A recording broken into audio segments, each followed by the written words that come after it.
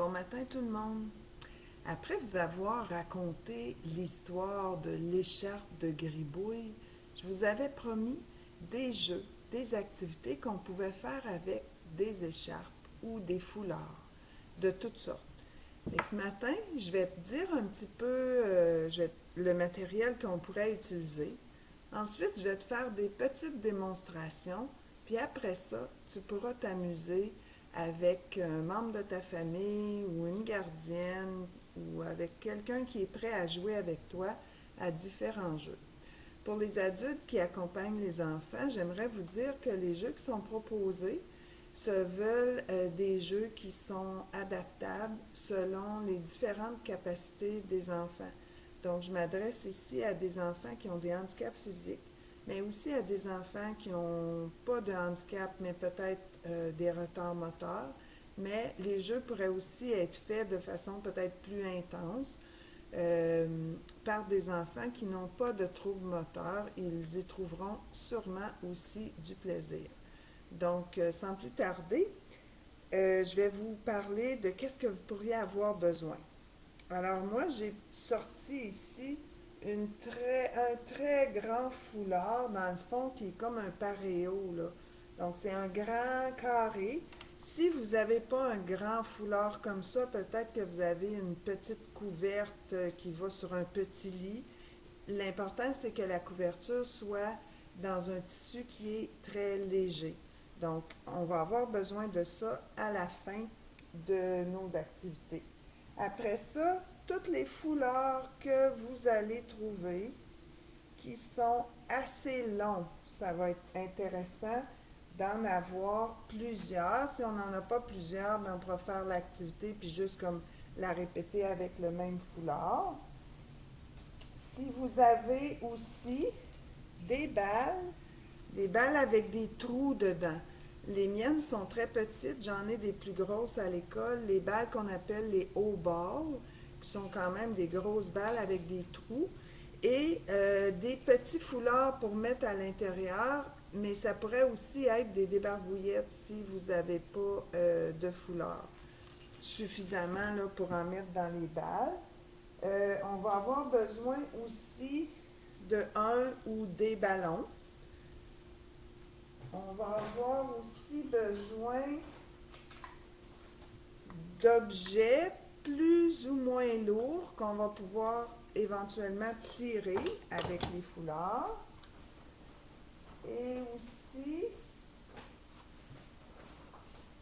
si vous avez des foulards qui sont comme ça, là, attachés comme un cercle dans le fond, ça serait intéressant. Sinon, vous pourrez toujours prendre un foulard puis l'attacher ensemble pour en faire un cercle. Aussi, une dernière chose, soit des paires de bas pliés, ou sinon, vous pourriez fabriquer des genres de petits sacs de sable. Moi, j'ai pris un sac à lait vide dans lequel j'ai mis des lentilles. Et aussi, on va avoir besoin de pince à linge. Alors, voici en gros qu'est-ce que vous pourrez avoir de besoin.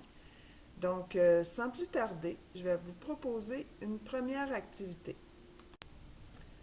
Alors, je vous avais parlé des balles avec des trous, desquels on pourrait sortir les foulards. Donc, c'est vraiment une activité de motricité plus fine, juste vraiment travailler avec les mains. Et on va essayer que l'enfant puisse tenir lui-même sa balle, mais sinon, on va pouvoir aider. Et ça va être plus facile pour un enfant qui a des difficultés motrices s'il peut s'appuyer sur la table. Et ce qu'on va lui demander, ça va être de retirer tous les foulards. Je vous encourage à faire attention de ne pas les mettre trop serrés. Moi, mes balles étaient petites, là. Alors, il faut tirer pour enlever. C'est sûr que si on tire puis on ne tient pas la balle, elle va s'en aller. Donc, c'est une bonne façon de travailler avec les deux mains, de faire comprendre aux enfants que si je tiens pas la balle puis je tire, regarde là les amis, qu'est-ce qui arrive? La balle, elle s'en va. Il faut vraiment la tenir bien fort, comme ceci, et tirer fort pour retirer tous les tissus qui sont cachés dans la balle. Voilà. Si un enfant est plus à l'aise de tenir la balle dans les airs pour tirer, ça me va aussi, mais en général, quand on a de la difficulté au niveau moteur, c'est plus facile si notre main est bien en appui. Si vous n'avez pas de balle trouée, j'ai pensé vous offrir le même genre d'activité, mais avec une boîte de papier mouchoir. Ça pourrait aussi être avec une boîte de serviettes humides. Le trou est plus petit, donc ça va donner un défi différent. Alors encore là, on va s'amuser à sortir tous les foulards de la boîte de mouchoirs. Quel enfant n'a pas de plaisir à sortir les papiers mouchoirs de la boîte? Mais cette fois-ci, on a le droit parce que ce sont des foulards. Comme vous voyez, j'ai aussi utilisé des petites débarbouillettes. Mais on peut aussi ensuite s'amuser à les remettre. Donc, ça peut être chacun son tour à mettre les foulards, puis demander à papa ou maman à son tour de les sortir de la boîte. Donc, il y a autant de plaisir dans ce cas-ci à les mettre qu'à les enlever. Ça peut être aussi qu'on les remet dedans parce qu'on veut ranger la boîte. Puis ce jeu-là peut être rendu disponible aux enfants dans un moment de jeu libre où d'eux-mêmes, ils vont s'amuser à sortir les foulards puis possiblement à les remettre aussi à l'intérieur. Donc, voici une autre façon d'utiliser les foulards pour s'amuser. Maintenant, je vais vous proposer d'utiliser soit vos bas, soit vos petits sacs de sable ou des petits sacs de lentilles là, que vous avez fabriqués vous-même. Et aussi les foulards en rond. Je vais baisser l'écran pour que vous puissiez voir au plancher.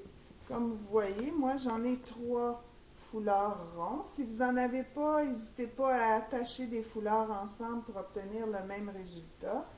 Et le but du jeu, dans le fond, ça va être de lancer les bas ou les sacs de fèves et essayer de les mettre dans le foulard. Je suis consciente qu'il y a certains enfants qui ne sont pas, pour qui c'est difficile de lancer des objets. Donc, à ce moment-là, ce qu'on pourrait faire, ça serait de placer les foulards dans une espèce de parcours comme ça.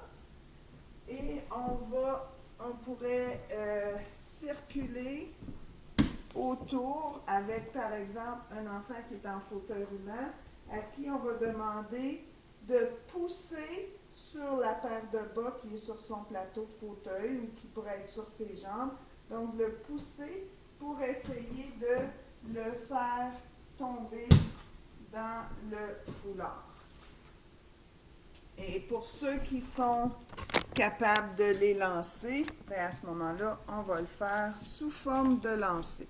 Donc voilà, c'était un autre petit jeu que j'avais à vous proposer avec les foulards. Maintenant, mes foulards ronds peuvent devenir des cibles. On a eu des cibles au sol avec lesquelles on a utilisé les sacs de sable et tout ça, mais on pourrait aussi avoir une cible un petit peu plus haute pour lancer des ballons. Comme je suis toute seule et que j'ai pas personne, ça peut être quelqu'un qui tient le foulard là, pour faire la cible. Comme je suis toute seule à la maison, je l'ai organisé comme je pouvais sur un divan. Alors, je vais essayer de lancer à l'intérieur de la cible mon ballon. C'est encore plus amusant, je pense, s'il y a quelqu'un qui est là et qui peut tenir le foulard. Puis on peut, tu sais, pour ceux qui sont très habiles, on pourrait avoir une cible qui bouge un petit peu. Puis pour ceux qui ont besoin d'un peu d'aide, ben la cible peut aussi bouger pour aider à ce qu'il y ait un peu de réussite.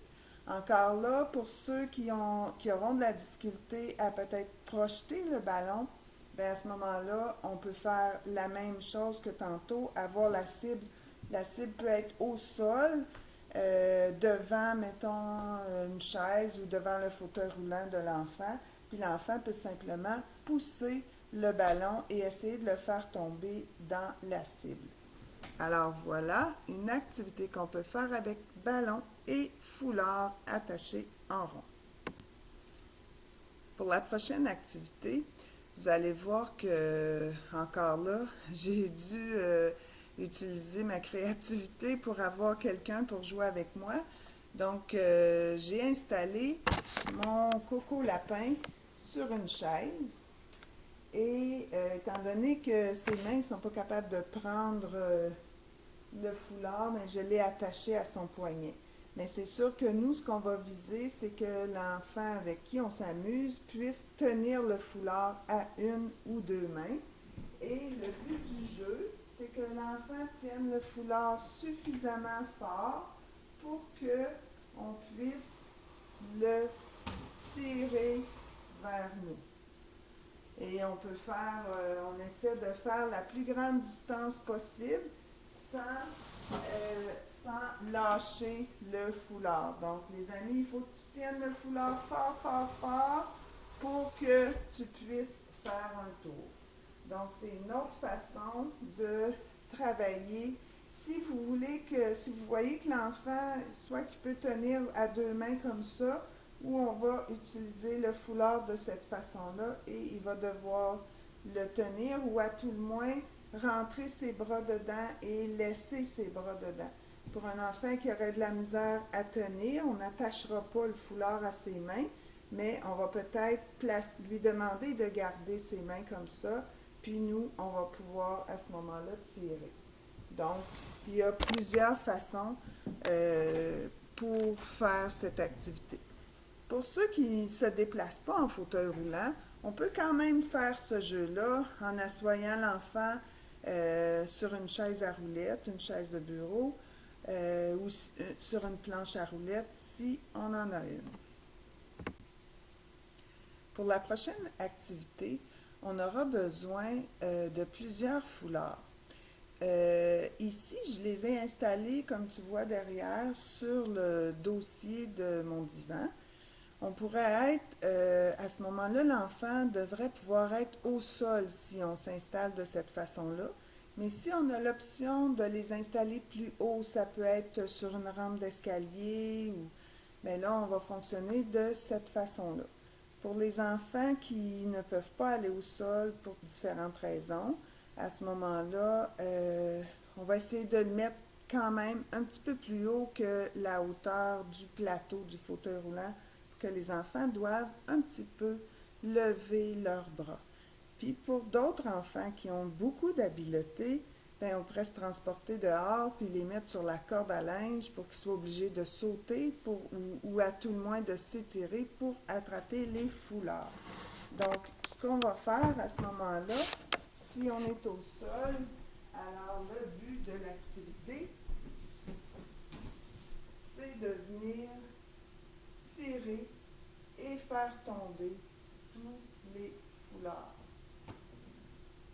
Ça peut paraître simple pour nous, mais pour certains enfants, ça peut être difficile. On pourrait aussi, pour rendre ça encore plus amusant, on pourrait, à l'autre bout du foulard, attacher des objets puis en faire un jeu de surprise. Alors l'enfant doit tirer le foulard pour voir qu'est-ce qui se cache à l'autre extrémité. Il faudra faire attention de prendre des objets mous, des petits toutous ou des choses comme ça pour pas que si ça tombe dans le visage, ça blesse ou en tout cas que ça fasse mal puis que ça rende le jeu moins intéressant. Donc voilà, c'était une autre proposition. Pour la prochaine activité, je me transporterai à l'heure de la collation. Donc, ce que je ferais, c'est qu'à un foulard, j'installerai un petit sac dans lequel j'ai mis une collation et je l'attacherai comme ceci avec une pince à linge. Donc, évidemment, je mets juste quelques petits craquelins ou quelques petits morceaux de fruits pour que l'enfant soit motivé à aller chercher le prochain sac.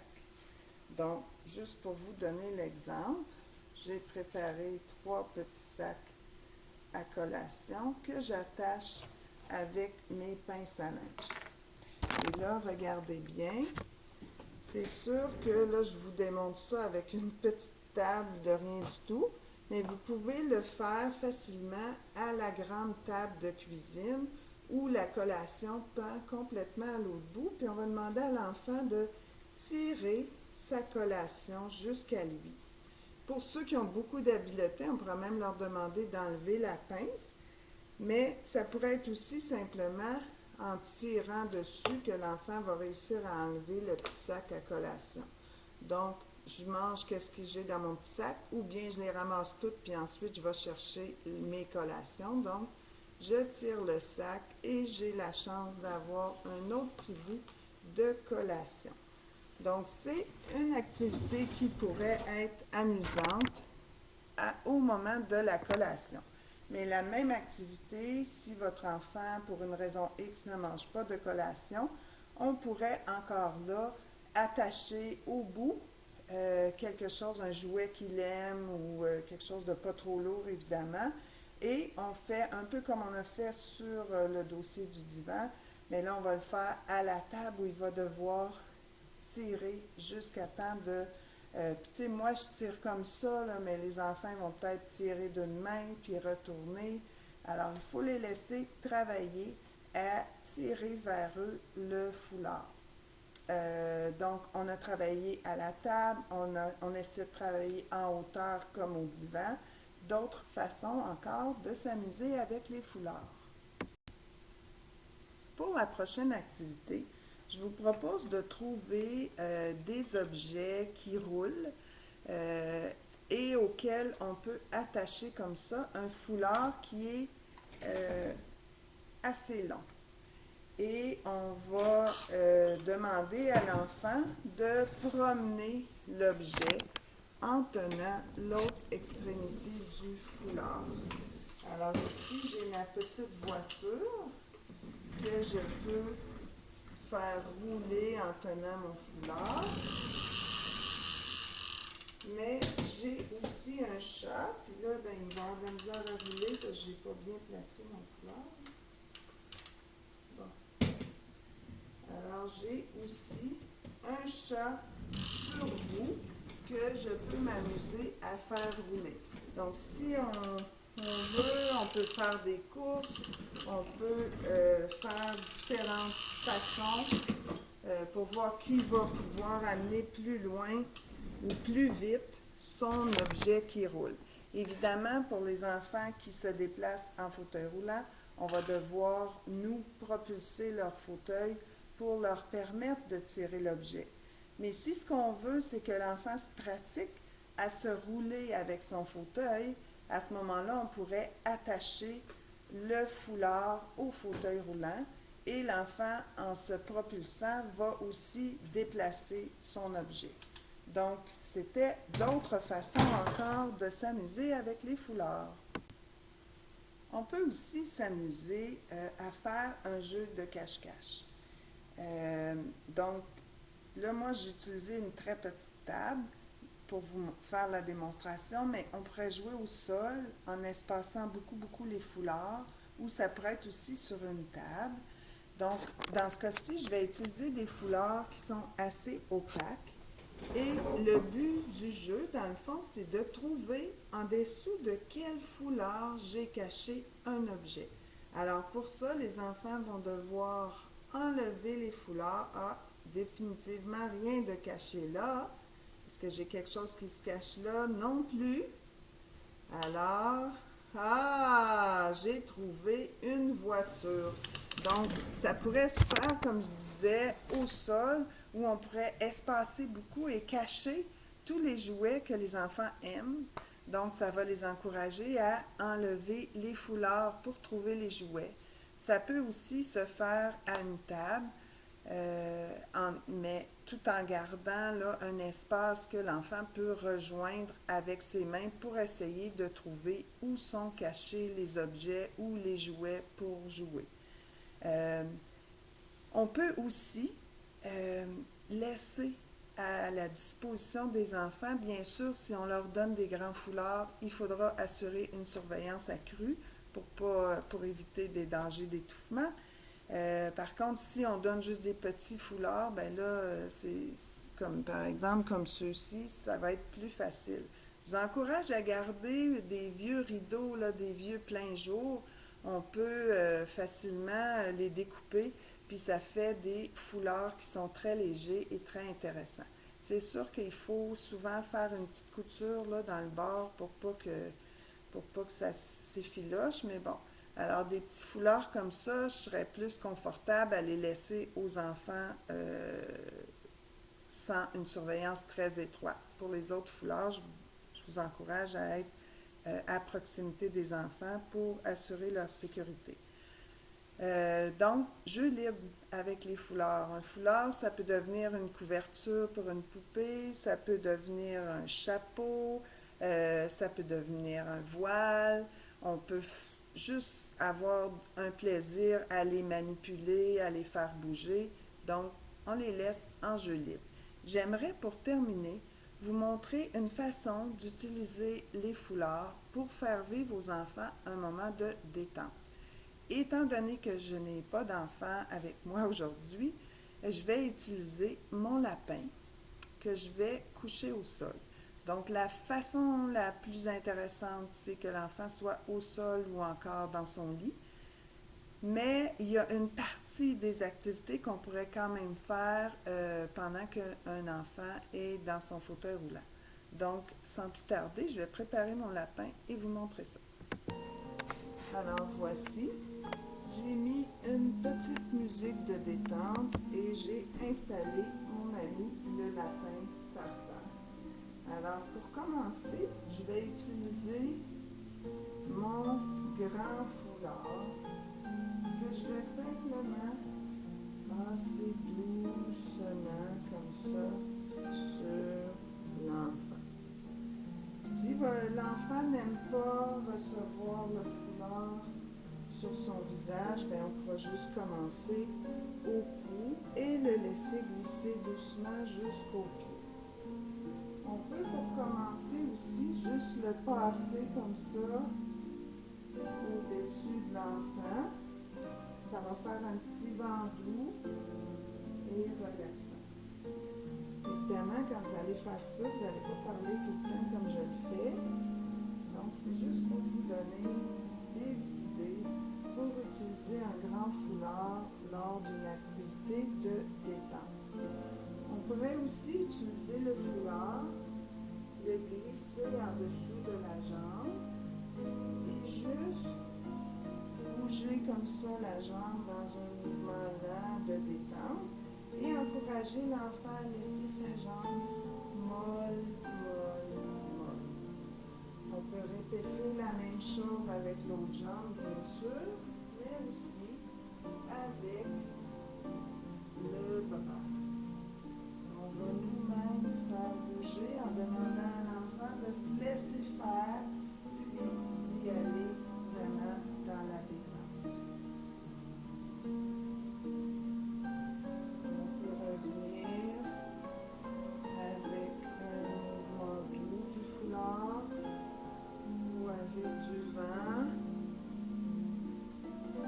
Quand on fait du vent, c'est aussi intéressant visuellement pour l'enfant de voir le foulard passer au-dessus de sa tête. Donc, voilà des petites idées pour finir votre activité de foulard en détente. Sur ce, je vous souhaite une bonne fin de journée. Au revoir.